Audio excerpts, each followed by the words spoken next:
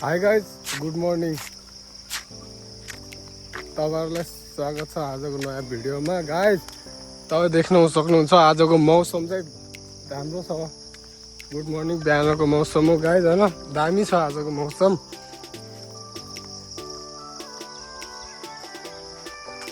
कहाँ छ त ग्याङहरू? आज ग्याङहरू त कोही पनि देखिँदैन त गाइज गाउँमा।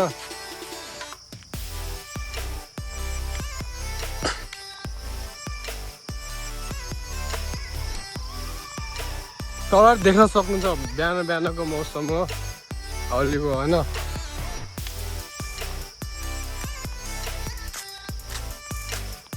कहाँ हो के हाई गर न, हाई गर न, गुड मर्निङ भन त सबलाई। यस्तोमा गुड नाइट हो र।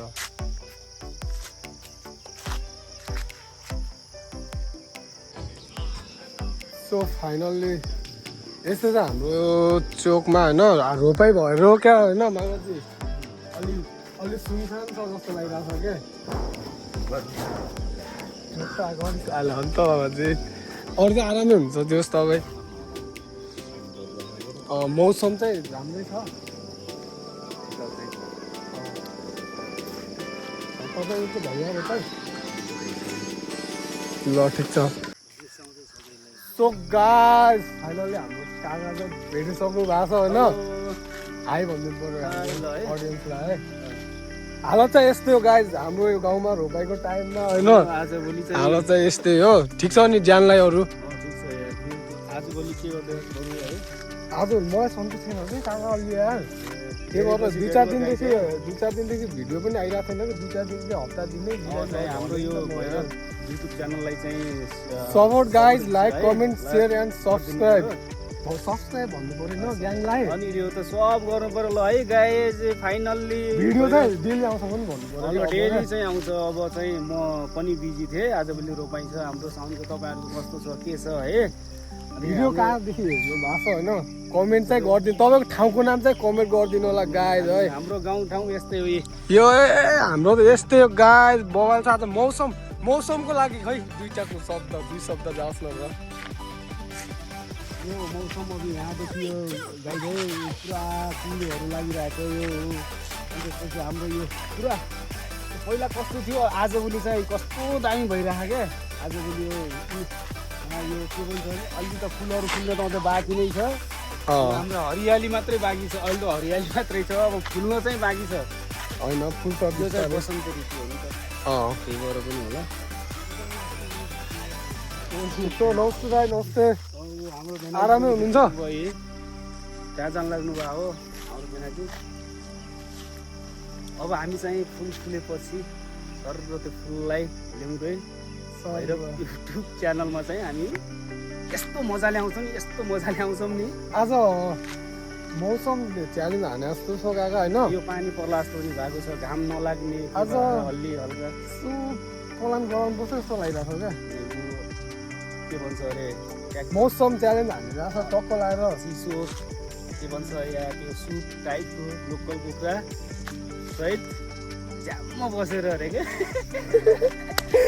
ठिक छ ल सोचौँ न एकछिन पलान गरौँ। केटा ग्याङ पसेर पनि गएको छ क्या। रोपाइ पनि छ, धेरै रोपाइ छ क्या हाम्रो गाई। विनोदको काम छ अरे, रोपाइले 1-1.5 घन्टा लाग्छ अरे। अनि अहिले बसेर पलान हुँदैछ गाइज। हामी सर पनि झ्याङ्ग आइपुग्नु हो हाम्रो। ल झगडा जाऊ त आलिहाल्यो त्यहाँ आइसक्यो ल। हाम्रो ल है हामीले भेटाउन हाम्रो एउटा यस्तो बवालसँग हाम्रो डान्सरलाई भेट्न जाँदैछौँ गाई चाहिँ। हेर्दै जानु न हाम्रो मौसम छ। एक फुल त फुले आएन, फुल्नै बाँकी छ। अन्डामा चाहिँ परेको त्यही हाम्रो गाई के भन्नु भएको गाई चाहिँ मात्र बाँकी छ अरे।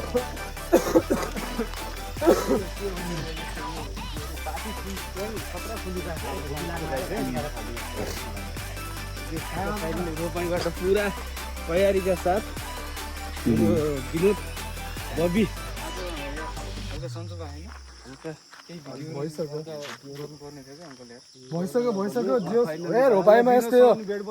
गाई चाहिँ यो विनोदी पुरा रोपाइमा आमा पुरा हिलै भएर आएको छ गाई चाहिँ। यता आउनु तलैसम्म। अनि पुरै ल नि त यो आली हाल्न पनि नजाने पनि जबरजस्ती हालेर हाल्छ जबरजस्ती होइन नि रोपाइमै नगएको कति वर्ष भइसक्यो होला नि उसको अनि 5-6 वर्ष जति भइसक्यो अनि ल यो त लास्ट याद हो भने यो त लास्ट चान्स याद हो भने जस्तो भएन हौ रोपाइमा होइन पुरा यो हामी चाहिँ अलि यता आउन किन उता टाढा टाढा यो किन माया लाग्दैन